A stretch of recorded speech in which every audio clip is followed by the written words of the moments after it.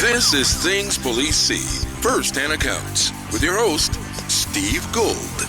Welcome to the podcast that interviews active and retired police officers about the most intense, bizarre, and sometimes humorous moments on the job. It is I, Old Gingerface, with you as always. Thank you for being here, guys. Thank you for tuning in.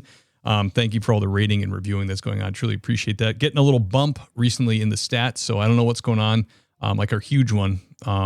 So there's new listeners that have found the show somehow, some way, and welcome. I appreciate you being here, and thank you for that. If you like the show and all the free content that's on the channel, if you could just like 5-star review the whole, you know the drill if you're into social media and you do this stuff. So it's really appreciated. Before we get started, I want to give a shout out to my man Eric Tung from Blue Grit Wellness. BlueGritWellness.com. Great website. He's a copper in the West Coast. All kinds of great advice for new coppers or cops that are on the job for mindset stuff. He's really got a cool side gig going on. I want to give him a shout out. I know there's a lot of coppers that listen to the show that are thinking about becoming cops or are in the background process. And I think Eric could really help you out. Also, my good buddy, the great Ken Roybal. I think a lot of you guys know who he is. Check him out. Police Background or Police Applicant Podcast is his podcast. Check him out. I want to shout those guys out, show them some love because they're doing a lot of great work, and we need cops really bad. I can tell you where I work and there I am. It's tough. It's tough to get good candidates, get people interested, and it's easy to get people frustrated with the background process. So these guys can really help guide you through it. They know all the stuff, all the things, and you can also just reach out to them, write them a message. They'll write back to you. They're really helpful that way. So check them out. Today's show, very excited for our guest, referred to us by the great Chief Boren over in the Ozarks. He was on a previous popular episode. He had that TV show, I think Ozark Law or something like that. It was really fun. So the guest did 25 years with Kansas City, 23 years Virginia State Police, 13 years of those sworn. While with the Virginia State Police and Kansas City, Missouri Police Department, his duties included profiling unknown offenders of violent crimes, conducting threat assessments, and providing crisis negotiations, along with instructing homicide investigations, sex crimes investigations, crisis negotiation. Over his career, he's been the primary negotiator in over 90 barricaded subjects and has consulted on many homicide and sex crimes all over the world. Who I'm talking about is the great John Perry. John, welcome to the show. I wasn't leaning on that grape too much. I don't know. It's kind of scary. Well, it's good to have you be on here, my friend. Thank you. Great to have you. Yeah, I interviewed Chief Boren, and then I always ask people who come on, and I'll do the same to you when we're done. Hey, if you have anybody you know of that has some good stories, that had a long storied career, has something to say, to share, let me know. And he said, your name was like right away, John Perry. You got to call this guy. And I think we were talking before the show. I think that stems from the fact that they had a double homicide there, and you kind of stepped in and helped them out. We were talking about the struggles of smaller agencies, and the other investigator fell ill and needed surgery, and you kind of came in and helped him structure the thing. Yeah, I was just in a situation where my time was my own. I owed it to nobody, and I was just able to go in and help him out. And I spent about 6 weeks with him there. I mean, it was one of those cases where we knew who the bad guy was, just a matter of putting the case file together and present to the prosecutor for prosecution. And then that was kind of my role. But it was really great being back in the fold and helping people out. Enjoyed That's awesome, man. Yeah, that's great because when you work at a place that's not huge and this stuff doesn't happen a lot, it becomes a lot of pressure to make, you don't want to be the guy that doesn't cross a T or dot an I when you're doing a homicide, because a lot is riding on that, especially like the victim's family. And it's like it's the worst crime that you can investigate. And having someone like you that could step in and be like, hey, I got some free time. I've done this a few times. Let me help you out. That's amazing. Yeah, that's still would like to be the position that I'm in. I mean, I would still like to be available to help agencies. I've just kind of, I don't know, dropped out of the game. I turned, I'll turn 81 in December. So my knees don't work as well now. And, but maybe I just time to shut up and stay home. I guess I don't know. Hey, it's time. I just loved it. I can't get enough of it. That's great. It's time to podcast, John. That's all. Yeah. Well, I don't have the technical skill for that. Maybe I'll just work with you. Maybe you can help me. Yeah, absolutely, man. I would be more than happy to have you more than once. I did an intro for you, but your careers, the certifications, things you were involved in were, vast. I'm quick to point out that it's not because I'm brilliant or smart or anything. I just got I just had the opportunities that a lot of people didn't have, and maybe I was dumb enough to stand up and say, yeah, send me in, coach, I don't smoke. But it's not that I'm any brighter than anybody else. I just had other opportunities that came to me and wasn't available to other people. I just want to point that out. Hey, door opens, you walk through it, right? That's it. And I ate it up. And I guess I don't know. I spent, right at 50 years in law enforcement. And I just couldn't get enough of it. I just enjoyed it. And I hope that other people have the same feeling and attitude about their careers with it. But I was just blessed in so many ways. And I was blessed by a family that supported me. Yeah. I cannot say enough for my wife. And she put up with a lot of stuff for me. Not unintentional. It's just, I worked narcotics for 4 years, and you go out and you make the deal when the snitch is available or the crook is available. You get a call at 2:00 in the morning, and so you got to go. And my wife was kind enough to say, okay. And on the other side of the coin, is I didn't take advantage of that. Right. I respected that, and I appreciated what I have, and I still appreciate her. Yeah, that's great. That's super important. I saw in your intro there, you had a lot of barricaded subjects. I want to ask you a question about negotiation. Something I don't know much about. Buddy of mine is on a regional team. He's one of the negotiators. Is there something you can tell right away with, like, say, a barricaded subject? Is there something, do you see the cracks right away that you think this one, I think we can do, or maybe this one is going to go poorly? Is there any telltale things? I assume when I go into a situation, I'm going to solve every one of them. He's going to lay the handgun and walk out. And the first thing that comes to mind, is the faster you can talk to that guy, the better off you are. And don't be afraid of saying the wrong thing. Just be yourself and try not to bullshit the bullshitter. Don't blow smoke up his butt. He knows the situation, etc. And just go in and talk to him, and just, if he says you're afraid, he's afraid, tell him I'm afraid. This is my first one or whatever. But I think the main thing is just be yourself. And the faster you can talk to this guy and ratchet it down, the better off you are. Yeah, that makes a lot of sense. It's got to be a lot of pressure for a first-time negotiator. Like, obviously, you were picked for a reason. There was some kind of vetting process with the team. But when it's real and people's lives are on the line, it's probably kind of hard to not worry about screwing up or just be yourself. I will tell you, everyone that I got involved with, that I was the negotiator, before I picked up that phone, I was shaking like a dog trying to shit a peach seed. I was scared.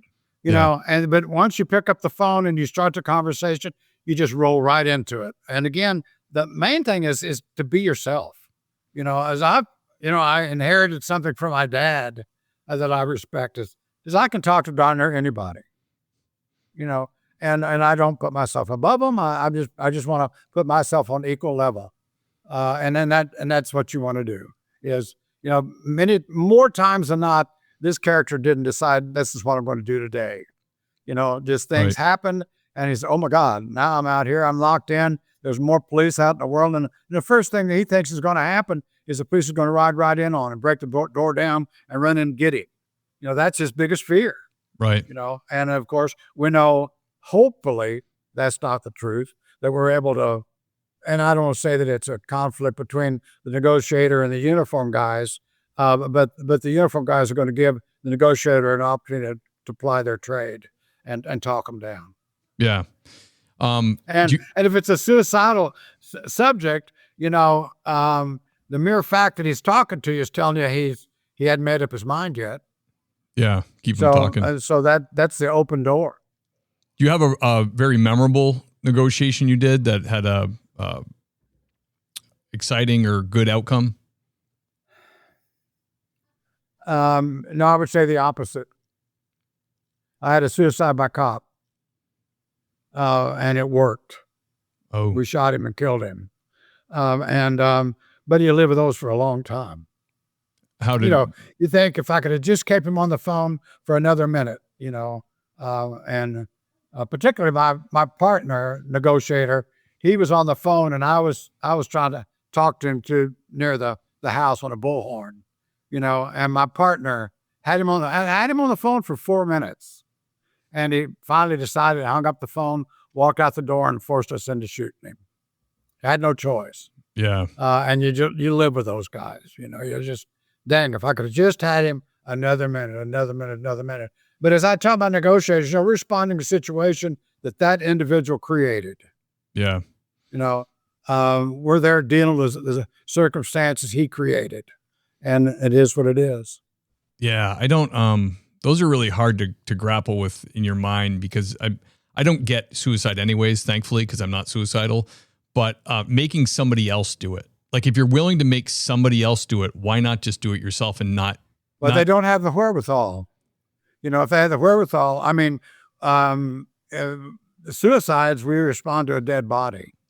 The person that had the wherewithal to do it Right. themselves. But in a suicide by cop situation, they don't have the wherewithal to do it, so they want to force you in to do it. One of the worst situations we had, and I'll say thank God was not there, but we had a police officer that, was a barricade situation, and then he was sitting on a curb. He was stopping a traffic stop from speeding by our own agency, and he bailed out of the car with his service weapon, or it was a revolver at the time, in his hand, and he said, "Don't come near me, I'll kill myself." And he's sitting on the front curb with this revolver cocked, and he didn't have the wherewithal to pull the trigger, and he's bouncing up and down on the curb trying to get the gun to go off, and finally it did. Wasn't a suicide of a cop. It did it himself.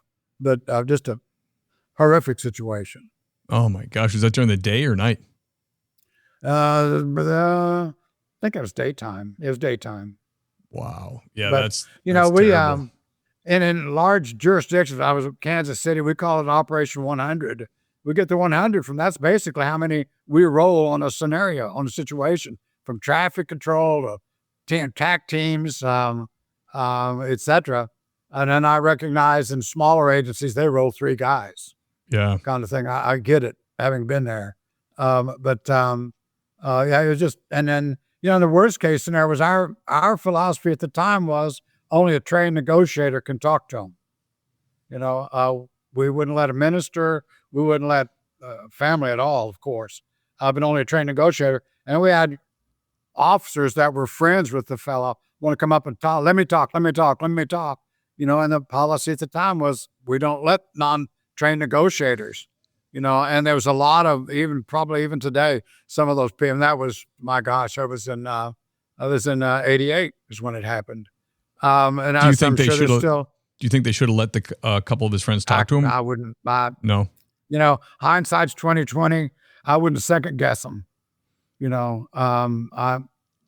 A tough call. I just, like I said, I'm glad I wasn't there because he was a friend of mine. Oh, I'm sorry to hear that.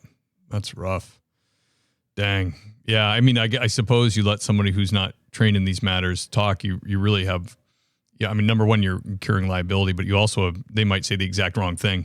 They're thinking they're giving them tough love. Yeah, exactly. We had a case in Virginia that, and I was not there on this one either, but this fellow had killed his wife, and she was in the trunk of the car, and the officers didn't know that at the time. But he was basically he was on a traffic stop, as I recall, and he was standing outside his car on a cell phone, and he just said, "Let me talk to my preacher. Let me talk to my minister." And the minister was there, small town. Minister was there and knew him, and they said, "Okay," and they let the minister talk to him on the cell phone. And the fella said, "Pray for me." And the minister, of course, did. And at amen, he pulled the trigger. Oh. So, what do you do? It's a tough, the main, what we say in training as negotiators, there are no rules. Yeah. There are no rules in negotiating. And I would say I would say, I may let a third person talk. Depends on the situation. Would I let the minister talk in that situation? Maybe. I don't know. But we Right. just don't know the subject's mindset. Yeah. Because you're going into it's obviously tumultuous. Whatever's going on there. Oh, yeah. Totally Or you wouldn't be unpredictable. there. Right. Or you wouldn't be there. Face value. It's bad. There you go. Yeah. But, Yeah. and I guess one memorable, we had a barricade situation and there were young kids involved. I mean, baby kid, like Oh. month old. And I think we had like a 3-year-old, something like that. And it was cold and storming, not stormy, but cold and snow on the ground. And actually we used a third person negotiator on this. And, and when we let him talk, by golly, then I got on, come out, and he said, okay. He said, he told me he'd come out if we let this person talk with it. And all these kids, here they came, and we actually went up the door and took the kids out. So Thank God. there was a third person that worked. So there's just the main thing with negotiating, there are no rules. Makes it even harder. I don't want to say what's that? Makes it even more difficult to wrap your mind around when you're going into it. The variables. Well, and again, once you get into a situation where you're talking, I mean, and at least for me, and I think for the training go to that, and there are success, many, but you just slide right into it, and the main thing is the one rule is the negotiator's not in charge. There's a commander that's in charge. So if Right. I, as a negotiator, decide I want to try something, like putting a third person on, I would go to the boss kind of thing and bounce it around. And both for the boss has some experience in negotiators as well as the TAC team and knows how to use each, would be the hope. But I'm not in charge. So if I have this great brainstorm, I've got to run it by somebody. I just can't make the decision to do it as a negotiator. Right. So obviously the boss is right near you, so you can just cover the phone or Yes, whatever. hopefully. Yes. Yeah. Right. And has benefit of hearing both sides of the negotiations. But sometimes, the boss, a negotiator, I mean, this guy could be ranting, raving, screaming, questioning my heritage, et cetera, et cetera. And I know where he's coming from. I know I've got him in my pocket. But if you come as a third person outsider and listen to him screaming, cussing, et cetera, you think, oh my God, Perry's getting nowhere. And in fact, he's doing what I want him to do. Right. So I'm thinking, he's in my pocket. I've got this guy. It's just a matter of when. And I think the main thing is, as a negotiator, you go in knowing you're going to win. Just have that mindset. Exactly right. It's not, geez, I hope I can talk this guy out. No, you're going to talk him out. Yeah. No question. Yeah. I like that. At least that's my sell. Yeah. When you train for this, did you guys use role players and actors and stuff to Oh, absolutely. sharpen your wit, Absolutely. your chops? Absolutely. My partner in crime in Virginia was a PhD guy. He was a chair at a local university since retired. And our connection was he was a geographic profiler and I was a criminal profiler. And we just hooked the two together. But he was never in law enforcement, and I kind of opened the door for him, and became quite well known in the area. But he was always my bad guy. And after you dealt with Isaac as a negotiator, I can talk to anybody, because Isaac, you can't talk him out. I mean, he's ran and always carried more guns than the TAC team. But once you have that kind of training, piece of cake. The real deal is easy. Yeah. Yeah, that's interesting. I remember we had a day where we did training at a regional high school, and we had, different scenarios going on with simunitions and shooting each other. And then one of them was the team was looking for, and I was young. I was in my late 20s, mid-late 20s. And they were looking for someone to join as a negotiator. So they let guys try it out. There was a scenario in the high school, and the kid was in the office with the secretary with a gun to her head, and you had to try to, and and they had a role player that had seen a bunch of scenarios, so he knew how to draw accurately to make a situation real. And one of my sergeants kind of rose to the top. He just is one of those people, can talk to anybody. Got the kid's name, and he just started rolling with him. And I think he hit the right, whatever cues they had in mind for the test, he hit them. So when he did it, it ended up going the right way. And then, everybody else is kind of like, just like lots of long pauses, like, just stop what you're doing. Why are you doing this? But he got it the right way. And they were like, hey, we'd love you to join the team. And he's like, oh, I'll have to think about it. Cause he was a street guy, he was never on any special teams, but he had the chops. So they wanted him. Yep. But the man, and I said early on is, generally speaking, the faster you get to this guy, and I mean, talking to him, communicating, the faster you can get to him, the better chances you are, and as I say that, well, if I'm called in on a situation and the uniform guy has already started a conversation and the subject is talking to him, I'm going to let him talk. I'll second chair him. I'll shoot some words to him. Bad phrase there. I don't want to shoot him. Yeah, no shooting. Yeah, I'm going to shoot straight with you. I'll give him some words, but if he's already developed a rapport, what's the sense of me coming in, try to redevelop the rapport? So, and don't be afraid to talk to this subject. You just got to suck it up, and call them, or, don't go face to face by any means, but do it safe. If you could do it safely, start the communication. Yeah, that's a big thing. The community, if you can get that line. I mean, you must have saw the thing that happened in Pennsylvania a couple of weeks ago. It was horrific. All those deputies shot. The guy went in the house and took the mother and daughter hostage. Did you hear about that? I don't listen to news. I don't watch the news. Good for you. If it doesn't drive to my front room, I don't know about it. I just, I don't.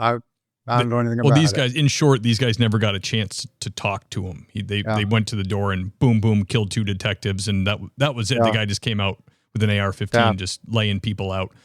He never, but like you said, it's kind of like suicide. Once you've made your mind up, he wasn't going to talk to anybody. He knew what he was going to do. Then how do you know that?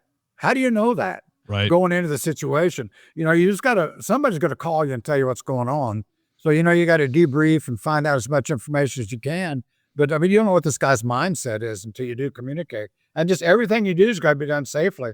I didn't, there was a barricade situation. The officers were responded on a domestic, and was it in New York?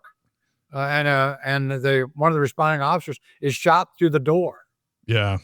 We had our first situation, that caused us to, and this was in it was in 78, 79, which caused us to get into the negotiator training.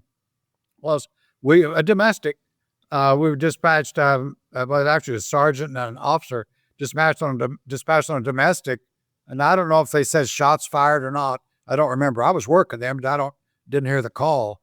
Anyway, they get there and they're standing in front of the front door and knock on the door, and the guy shoots through the front door and hits the sergeant in the mouth. How many times, you never stand in front of the front door and knock on the door. I don't want to badmouth anybody, but I mean, but anyway, and it wound up and we actually got a second officer after the barricade situation occurred, was shot.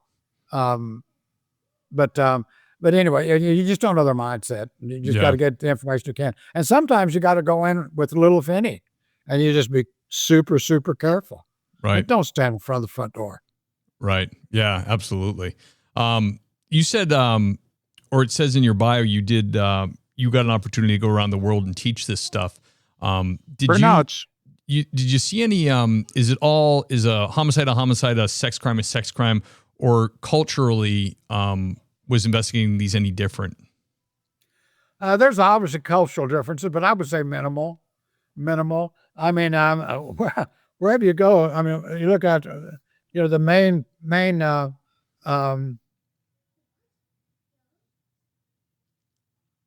I'm looking for my note. Motives, usually sex, revenge, money, and domestic. And that's going to be almost around the world. And of those 4, domestic. Now you can say drugs, but it's all revenge, money kind of thing, but domestic is up. That's why we're in a situation to where, if you arrive on the scene and you see someone's hit somebody else, they go to jail. I don't care who they are. Yeah.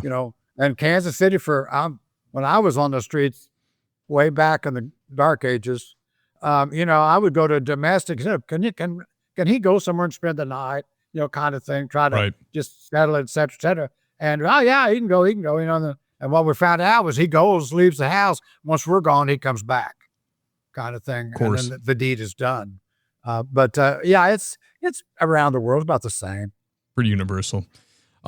John, can you think of one of your cases in any genre that you were investigating that was you considered like your strangest or most bizarre or just weirdest thing you dealt with? The last one. It's always the last one Right. is the most bizarre, because first off, when I'm called in, it's bizarre up front, or they wouldn't be calling me anyway. Right. And each time I would say, this is about the worst I've ever seen. And the next dadgum call is worse. Right. And I say that in the things that man's inhumanity to man never ceases to amaze me, kind of thing. I could not even begin to tell you the most bizarre things because they're awful. Yeah. They're awful, and it just never ceases to amaze me what man will do to man. Yeah. You know how many cops have come on here that were like suburban kids or country kids and they go to work for like Chicago or Boston or like a big city, and they are just in culture shock for the first 6 months because they can't believe what people will do to people. Yes. They've had a blessed life, I remember a call I made, shots fired on a drive-away, I guess you'd call it drive-away now, where the fool, at that time, he put $6 worth of gas in his car. You can tell when it was, drives off, the attendant runs out and puts 3 bullet holes in his back window. Jeez. I said, you'd shoot a man over $6 worth of gas? He said, I've got to pay for it. Oh, yeah, darn right I would. But I guess point being is, what man will do to man. Yeah. You used to be able to, in the United States, you used to be able to shoot a fleeing felon in the back, even if they weren't a danger to the public. That was a big court ruling. Yeah. I don't know, where does that stand now? I know in Virginia, in Kansas City, when I hired on, you could shoot a fleeing felon. Like a stolen car. And of course, fortunately, they ruled all that out and that's all gone. But now for the person, you tell me, if a person you believe is of danger to society and fleeing the scene of a crime, you can't shoot that person down. I'm pleading ignorant here. Yeah, I think you can. I think it was Tennessee versus Gardner was that kid that was like in a backyard or something, was climbing a fence and the cop shot him in the back, although he wasn't armed, but he committed a felony. I think they found that cop was okay because those were the current rules, but they changed it to if you can, it all comes down to your report, as you know, like if you can articulate that, I didn't want him to if he got away, he could have caused X, Y, or Z serious bodily injury or harm to the public. If you can, and if hopefully if the judge or jury agrees with your reasonable thought on that, then you're good. But it very much is kind of, how it is with cops. You're going to have 3 seconds to make this decision. And then the jury will sit there and the lawyers will sit there and they'll Monday morning quarterback the hell out of you. And then they have your fate in their hands. So you're correct though. If you can articulate that someone is, a danger to society and can cause serious bodily injury or death to somebody else, even if they are running away, you can shoot them. But then the court will decide. As you say that, I spent 4 years as supervisor of instruction at our regional police academy here in Kansas City. And I think back the number of times we told our entrant officers, the newbies, when they could shoot and when they couldn't shoot. Now, you got to have these 3 or 4 things before you can shoot. You articulate what those are. So the thought occurs to me, my son was on Kansas City, and he's telling me about a shooting he was involved in. And he was kind of off the side, and he said that the bad guy's shooting at the police officer in front of him, and he pulls up, got off the side, he was some distance away. And he said, finally, the guy saw my son, and he turned and shot at him, and then he shot him. And I said, why did you wait so damn long? Why didn't you shoot him? When you shoot at the other officer.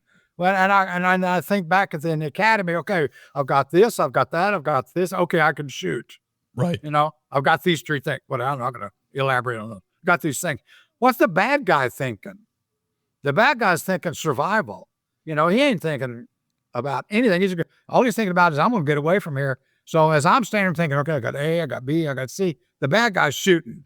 Oh, well, I got Right. now I can shoot. And I think, how many times have I got an officer shot Yeah. because of me saying you got to have A, B, C, and D?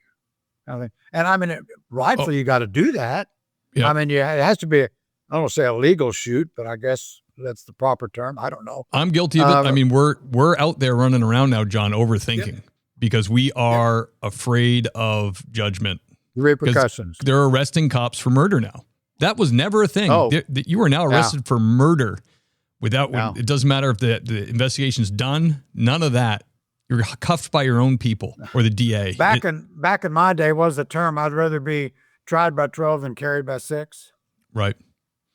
And Unfortunately, you got to live by that now. I would tell young officers, old officers, finish the night, go home safely, Right. get home to your family, and do what you got to do. And I don't want that to be misunderstood, but I mean, as a young officer, as an old officer, you have a right to get home to your family. Yeah, absolutely. Yeah, I agree 100%. It's the pendulum's always swinging. Hopefully it's kind of reached its peak and it's coming down a little bit with police. It seems like even the Northeast, most of these communities have realized like, defunding the police isn't a good idea. And we maybe shouldn't be trying to do that. I mean, you can see it on the West Coast where they have like $50,000 sign-on bonuses because everybody left, pick a city, Seattle, wherever, because they're going to go work for a sheriff in the rural area where people like them, the sheriff likes them, and they let them do the job. Why would they come to Seattle? They can't get them back. As you say that, I'm just wondering, would they give an 81-year-old a $50,000 bonus to sign on? I think they would. They would give it to you, I think. I can resurrect my license. And how long would I have to work? Do I have to finish the shift? I know. Believe me, like we were saying before we started recording, all of us cops have big eyes. You see this agency put out $50,000 and you're like, could I relocate my family to the West Coast?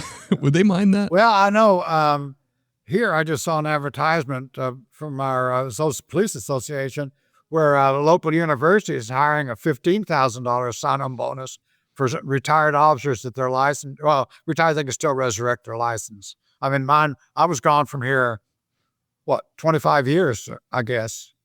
And I came back and took a test and got my license back from Missouri. So it's just a matter of taking a test. My son's had to do continuing education units. He was gone 2.5 years and they won't let him take the test. He's got to listen to all the videos. So he's suffering through that as we speak. Yeah, I took a little break and I had to do 160 hours of in-service catch-up. Whoa. It was like waterboarding. Just sitting in front of a computer. Have you ever taught in service? I never have. I do teach firearms. I taught continuing education. I was stand corrected. Adjunct faculty at several different colleges. Loved it. I've done now. I've trained for homicide, sex crimes, investigation, et cetera. But the worst thing in the world is to train officers for continuing education credits. They just want to leave. They're sitting back there eating a bologna sandwich with their feet up on the desk. They're, are you through yet? And how many times can you listen to airborne pathogens? Right. Yeah. Every cop in service is like, are we coming back after lunch, or do we have to come back after lunch? It's like, well, it's supposed to be 8 hours. Speaking of in-service training, one of the most meaningful in-services I was at was we had a panel discussion of I'm trying to think of the correct terms, Indians and African American and Asian, about 4 different ethnic backgrounds, et cetera. And they would, for example, the Asian, they would say, the most difficult time that they have is they immigrate to this country and the adults can't speak English. The first people in the family that learn English is the children. So as a responding officer, I have to communicate with the adult, but it's through the children. And that's a personal affront to the Asian population. catch-22. Yeah, because the adult male makes the decisions, but now I've got to do it through my kid, and that was so informative to me as a uniformed officer. the American Indian. At that time, life expectancy was like 42 due to alcoholism. Yeah. It said, and I had no idea kind of thing. But just knowing those but that's been the most informative in-service training that I ever went to. Yeah, I bet. Sounds fascinating. John, can you take us to one of your homicide investigations, a notable one or one that you thought was particularly interesting? No. And I say that in every, let me think. I know it's in there because Oh, yeah. Okay. I'll tell you one. All right. My partner in crime and I, the PhD guy from Virginia, Isaac, we're in Sydney, Australia, teaching a class. And my significant other, Chris Ellingsworth, was the profiler with Sydney, New South Wales Police Department. And she got a case that we were able to assist on, and it was involving the descendants of the mutineers on the Mutiny on the Bounty, Fletcher Christian. Wow. Okay. When Fletcher and his bunch took over the ship, they went to Pitcairn Island off the coast of Australia somewhere, and they scuttled the ship. And sometime like 8 years later, they moved from Pitcairn Island. How? I don't know. But they moved to an island just off the coast of Australia. And I want to say the name of the island is Roanoke Island. And anyway, one of the descendants was murdered. They believe murdered. And Chris asked us to come and assist on the investigation. That's one for other reasons beside the difficulty of the case itself, but one of the interesting homicides that I worked on. That happened like hundreds of years ago, right? The original mutiny or no, whatever? The homicide, this was involving the descendants of Fletcher Christian and his bunch. They immigrated over to this other island, and they're there today. There's like 2,000 people on the island. And of course, you can imagine, I mean, they're all kind of each other's brothers and uncles and sisters and cousins, sure, kind of thing. But they're there today. And this homicide, let's see, when was I? We were in Sydney, would have been 91, 92, something like that. So it was a recent event. Wow, that's it. So when you do that overseas, like in Australia, what was their criteria for you helping? I mean, obviously you could help her, but like, were you officially listed, or would you kind of just help her and then she would kind of be the one who presented it? Like they're not going to let you do. My last 10 years, well, as a criminal profiler, let me say profiler is not a good term for law enforcement because we all think about racial profiling. Right. I'm talking about criminal profiling. Okay. I'm describing the unknown offender based on the behavior found within the crime scene. I'm not talking about this guy belonging in the community or not my cup of tea. Okay. This is criminal profiling. All I'm doing is I'm giving them investigative leads. I'm not, and I will never testify in court.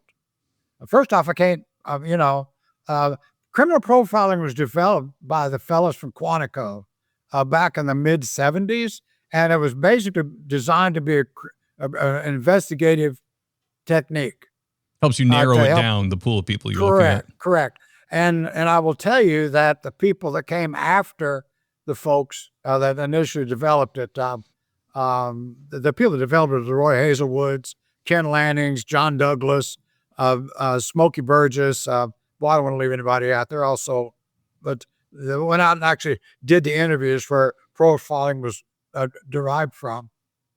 But it's been kind of watered down and carried out to beyond what it really was expected to. That the profiler should never have to go in and testify because they can't. It's an investigative leads is what I'm giving them, kind of thing. So my point being is, as a profiler, I don't testify.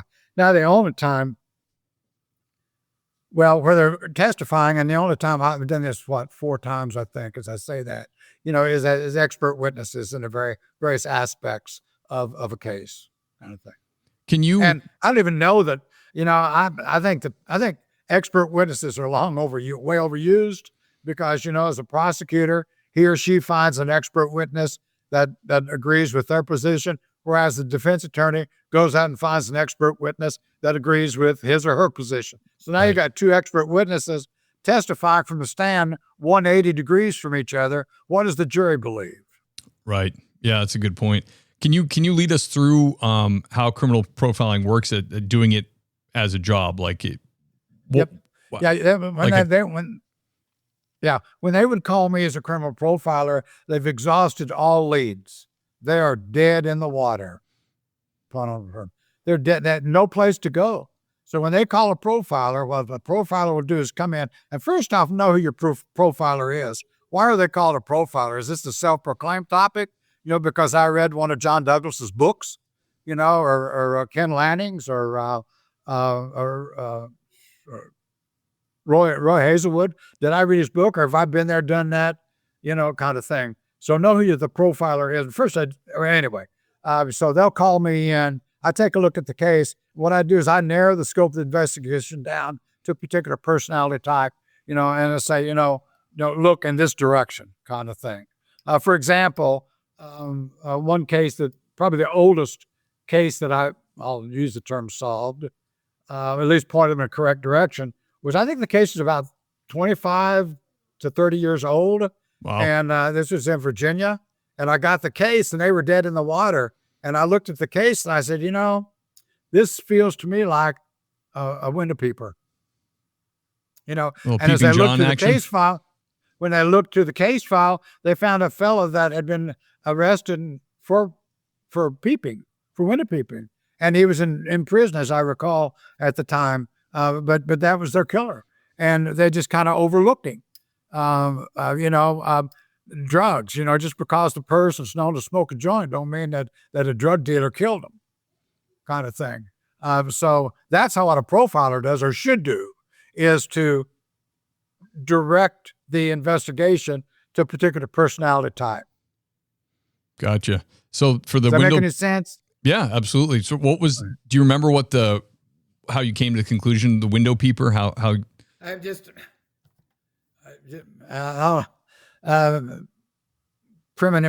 felt that was it.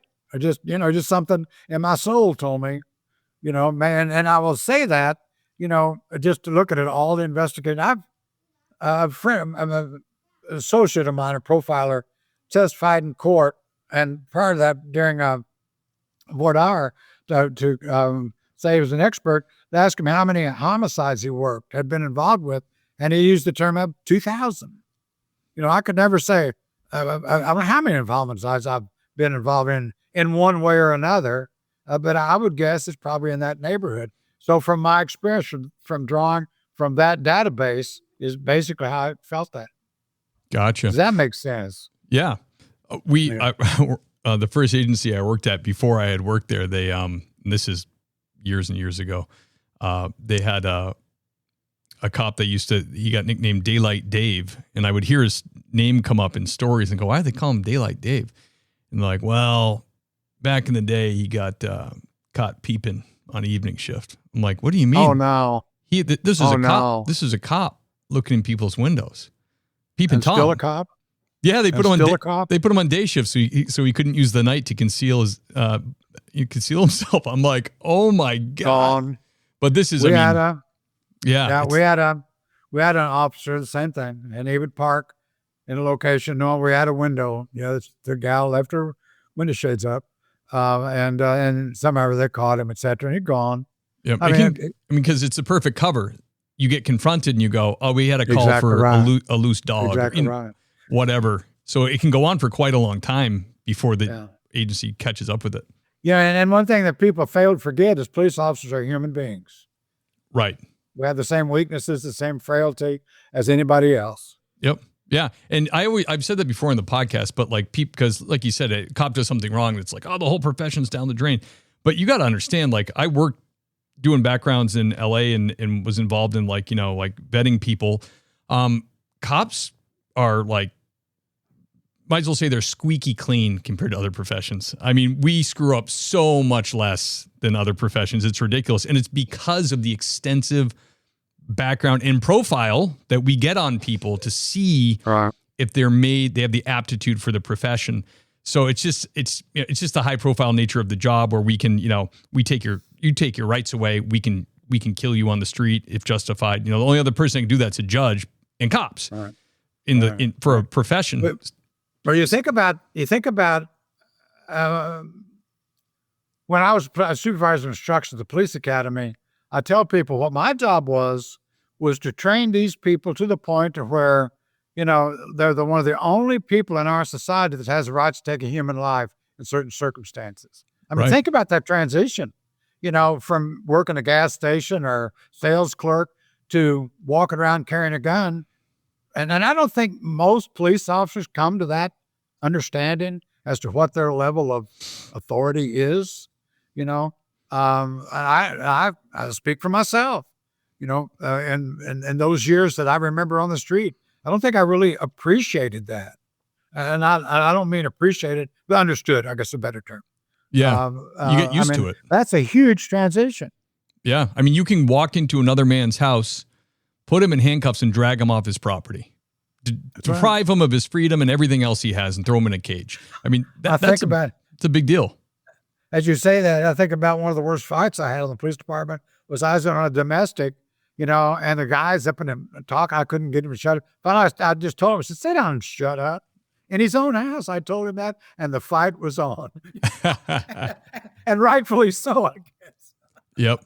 Yeah. Yeah. It's also easy to forget as cops once you've been to a lot of domestics, you're walking into another man's domain, and he may not be cool with that. Probably is not. Most civil people will kind of allow it, but we don't deal with a lot of civil people, and you're there because there's a problem. What percent of the population do you think we deal with? That was one of the lessons I tried to teach in the police academy was, we deal with what? Less than 5% of the population? Right. 2%? Well, that leaves 98% that we don't deal with. Don't treat the 98% like you treat the 2%. Right. Kind of thing. I hired on police force in 1968, and April the 9th of 1968 was a Wednesday, you'll remember. What causes me to remember that is we were due to get married on that following Saturday, and the riots began in Kansas City. The civil disorder when were you born? 1979. Oh, then you wouldn't remember 68. No. Well, 1968, everywhere they're having civil disorders. They're having, and they use the term riots kind of thing. Well, and it was African-American people that were rioting predominantly. Well, I had an equal number of African-Americans, tell me before I go, they'd pray for me, they wish me best luck, and they'd apologize to some degree, because we're just dealing with 2%. Right. Kind of thing. Yeah. And as a young officer, you just really need one of your questions that you sent was, what information would I give young officers? And that would be one is, we deal with, and I say 2%, around there, and there's 98% that we don't ever deal with unless they're broke down alongside the highway, right, or the interstate kind of thing. And one of the advices I would give is, is the operative word for law enforcement service. We provide a service to the community, whether that's get the rapist off of the victim, whether that's put the bad guy in jail or change a tire. Yeah. And as I'm driving around and I see a uniformed car pass somebody broke down alongside the road, I just blow my top, and because these people at the worst times say, I pay your salary. They do. They really do, kind of thing. So it's a service to them a service that we provide. Yeah. Yeah. And the law even, it's noted in the law as a community caretaker like that. Exactly. You can have an interaction when you're being a community caretaker that turns criminal, but you can definitely initiate as a community caretaker. You're checking on a car or side of the road, whatever, we're supposed to be out there. We wear a lot of hats. You're not going to, when you hit the road and you're a young patrolman, it's not going to be all chasing bad guys. You're going to be, that's right. You might be chasing a bat out of some old lady's house with a broom, exactly right. Because animal control. Another question that you had of some of the strangest things, I think about the 11-foot snake we got out of these people's basement that escaped from somebody else. No yeah, thanks. and then I think about this couple. I don't know how in the world they got a baby lion, a lion, lion. Jeez. Well, the damn baby grew up, and didn't like to be in a cage. And he called us to have animal control, come get the lion, kind of thing. But those that all goes with the deal. Yeah. They call you for everything.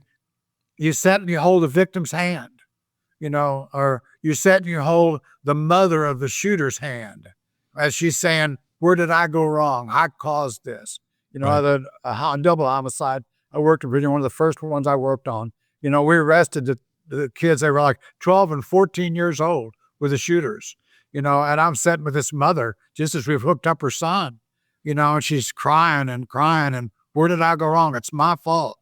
It's my fault, and she was a single parent, working 3 jobs to keep, a starter jacket on this kid's back, Right. kind of thing, and then that's all part of the freight. I was at Virginia Tech when Cho Oh, wow. Shot 32 people, Yeah. And you got the officer during the crime scene inside the room where 11 victims are dead, laying dead, and he is in there during the crime scene investigation as the cell phones are going off, Ugh. and he picked up a cell phone, 84 calls from mom, Oh, and how do you heartbreaking. deal with, and then that officer's going to take some baggage home with him. Oh, yeah. But, my heart goes out to these officers. I'm going well for Never Land. But anyway, sorry about that. No, that's what we're here for, brother. It's good stuff. Very interesting. One other question I had for you. Do you remember a positive or heartwarming encounter from your long career? Thousands. I'm looking. It can sometimes be difficult questions because cops tend to categorize everything as not positive, but Yeah, I just and all victims in emergency situations, whether it be flooding, they just lost their entire world, kind of thing, and how we can help. That's what we can do financially, but at the time, consoling citizenry, kind of thing. But I don't know. That just jumps out as yeah. No, you're right. We're many different things and many different people. We have to be able to conform to the situation. And sometimes, it's funny. We run to all the medical calls first, and a lot of times there's not really anything we can do. But for some of the older people, just having you come through the door, they go, "You're having some chest pains. Hey, so stay seated down. Did you take an aspirin?" You just start talking to them. They get a little distracted, and they come down a little bit. They're not so panicked. Even a little tiny thing like that. Yeah, you're not an EMT. You're not a paramedic, but you showed up, and even just that little thing, I've had people tell me later like that. It made me feel better that you came, anyways. Yeah. Yeah. So it's, don't take that for granted if you're out there on the road and you feel like, I'm doing these little menial things. Like, it makes a difference in people's lives. Interacting with cops isn't normal. It's normal for you because you are a cop and you see tons of cops all the time. But as I would tell people, matter of fact, I just drove through a little town and I was speeding, and I looked up and I've got emergency lights in my window, my rear view window. I said, "Oh my God," and the first thought that comes to my mind, am I going to get a ticket or can I talk myself out of this kind of thing? But in those situations, we're just like normal citizens. If on the interstate, that trooper pulls in behind me. First thing I do is look at my speedometer. Just going to say see where I'm at. Can I talk myself out of this kind of thing? But let me, on another issue, kind of follow the same line about positive assistance. Another incident that I was involved with, along with many others, is the collapse of the Hyatt Hotel in Kansas City. Oh. It happened in, I think, 81. You should remember that. I think it was in 81. 114 are killed. And it was basically this huge hotel, and they had what they call them, skywalks crossing a lobby. And there were 3 skywalks, and floor number 4 was over floor number 2, and 3 was offset.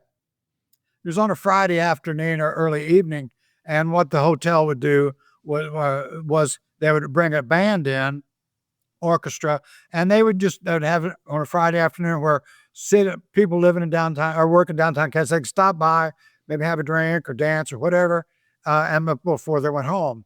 Well, there was people all over the hotel lobby on these skywalks, etc. And they were on these skywalks dancing, etc. And level 4 collapsed onto level 2, and 2 collapsed onto the floor of the hotel. And these are, I don't know, 50 feet long. I mean, they're huge kind of thing. And they're broken up in 3 pieces. Well, it trapped people inside all of these. And we had a heck of a time extricating everybody. Well, 114 were killed. Wow. And just Google the Hyatt hotel collapse. Anyway, and from that, I got involved in critical incident stress debriefing, where in mass casualty situations and in line of duty deaths, etc., we would debrief officers involved, to help them kind of get their head on straight, or where you at, or what are you thinking, etc., etc.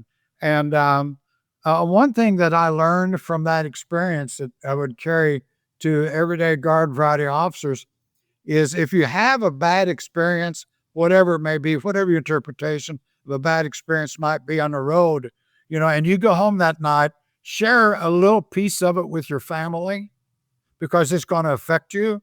You're going to carry some baggage from it, and share a piece of it. You don't have to go into the details, just a bad thing happened. I can't talk about it now. So they know that they're not the cause of your behavior, your quietness, right, et cetera, et cetera.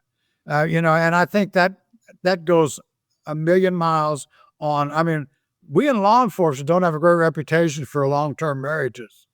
I think we're rated right up there along with the dentist, et cetera, having, short-term marriage, et cetera. Well, I think, a lot of it was just a misunderstanding, from family, the officer, et cetera. And I think we can help that. Absolutely. Here's a picture I grabbed, part of the skywalk. Is that the Hyatt? Yep. There you go. Dang, that must have been scary. Horrific. I mean, there's those skywalks broke into 3 pieces, wound up, and this is the problem I have, is how much of the detail to go, kind of thing.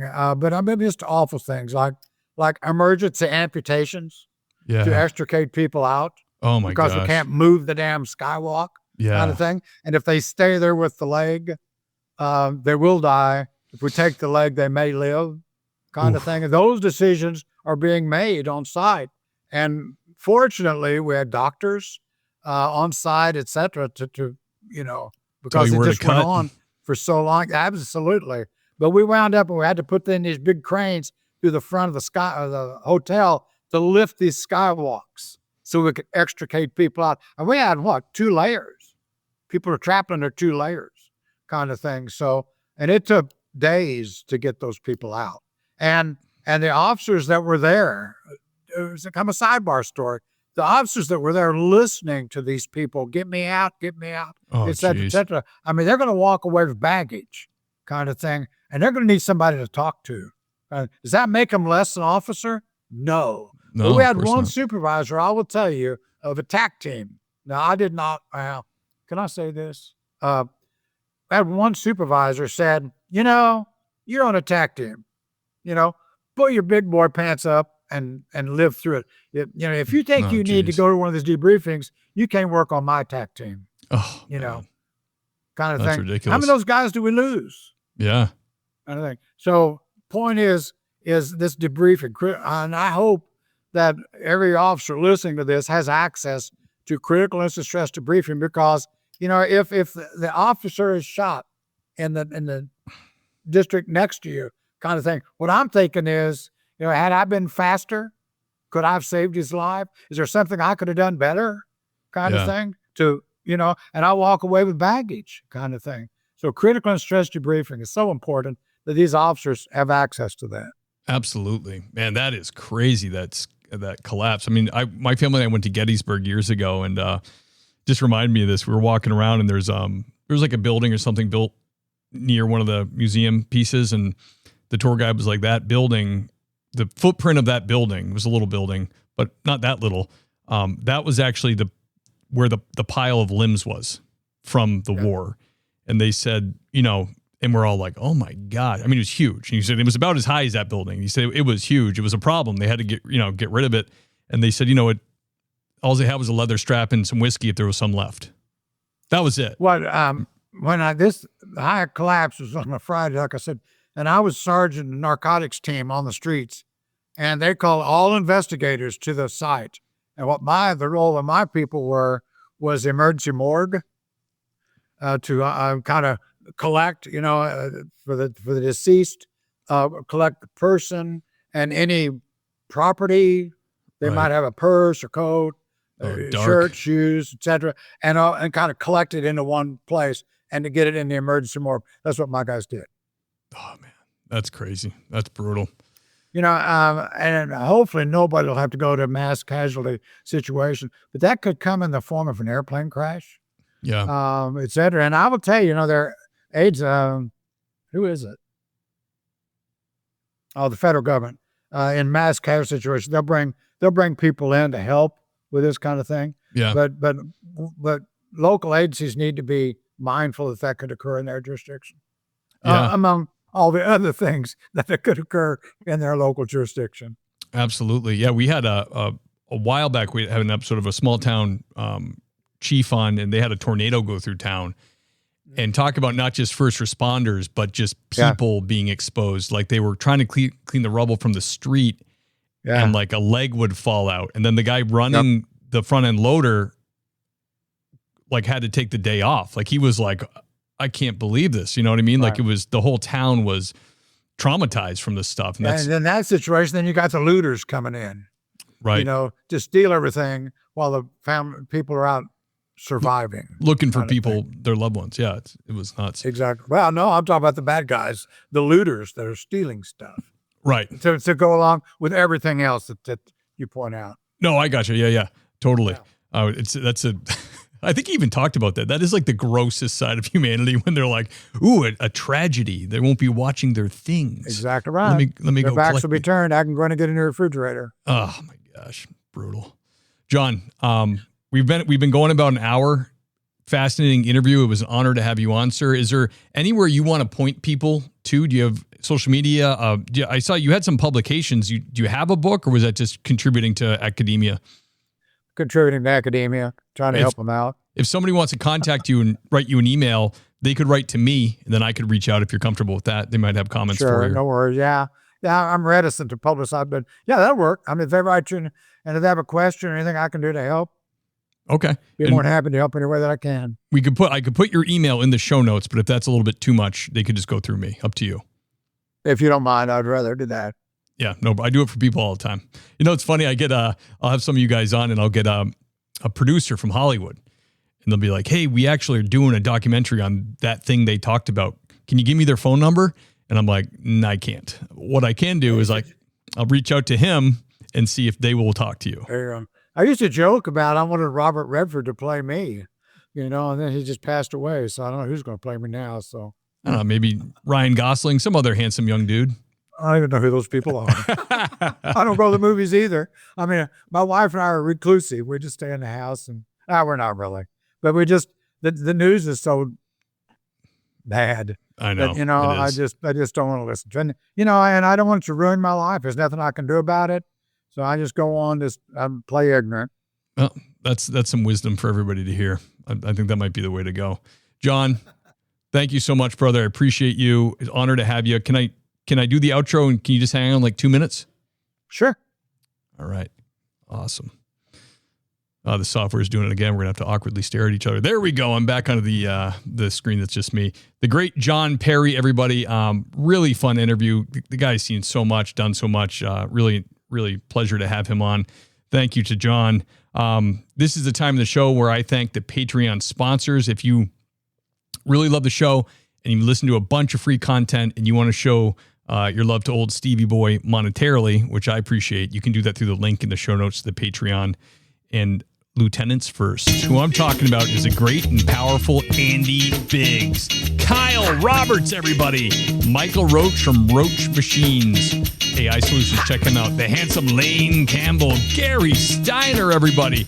Adam Mihal. Tony Fahey, ladies and gentlemen. Seth Wright. Lauren Stimson. Jason Lau. Sasha McNabb. Sean Clifford. Tammy Walsh, holding it down to dispatch.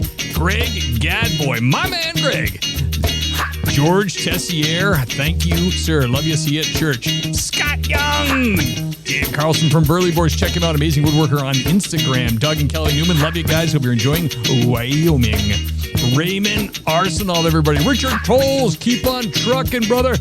Trucks keep America running. Elliot Sykes, everybody. Brad Thompson. Nancy Hammond. Thank you. Clark Lacuff. Thank you. Your voice made me choke. Adam McMahon, Sheriff Ronald Long. Appreciate it, sir. Zachary Pleat. Come on. Thank you, sir. The great Jason Labrie. George Carey Otis, everybody. Dylan Mosher, John and Aaron Kate. Love you guys. See you at church. Lisa Gano, everybody. Sherry Finch. Gabriel Decknop. Eric Smith, everybody. Thank you, Mr. Smith. Sam Conway. You got to be kidding me. Thank you, Sam. Jackson Dalton, Black Box Safety. Check them out. The great Marcus Johansson, everybody. Brett Lee. My man, Brett. Kale Oswalt.